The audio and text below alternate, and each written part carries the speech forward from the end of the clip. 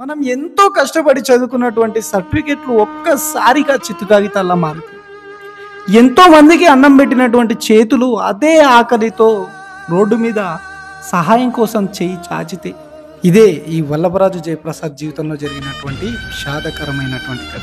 కర్ణాటక యూనివర్సిటీలో diploma in pharmacy complete చేసిన ఇతను, సార్ నా ఆరోగ్యం క్షీణించింది, నేను బతకలేను, నా మిత్రులను నమ్మి నేను అన్నీ కోల్పోయాను, నాకు చూసుకోవడానికి ఎవరూ లేరు, నన్ను కాపాడండి, లేదా ఒకవేళ నేను చనిపోతే నా అవయవాలు దానం చేయండి అని ఏడుస్తూ చెప్పాడు.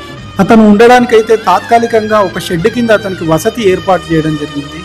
మన షెల్టర్ ఓపెన్ అయిన తర్వాత అందులోకి తీసుకొని అతనికి వసతి కల్పిస్తానని మాట ఇవ్వడం జరిగింది. అందుకే కుటుంబానికి ఇవ్వాల్సిన విలువను కుటుంబానికి ఇవ్వాలి, మిత్రులకు ఇవ్వాల్సిన విలువను మిత్రులకు ఇవ్వాలి. కానీ నీ కుటుంబం కంటే నీ మిత్రులకు ఎక్కువ విలువనిచ్చినట్టయితే జీవితాలు తారుమారయ్యే అవకాశం ఉంటుంది.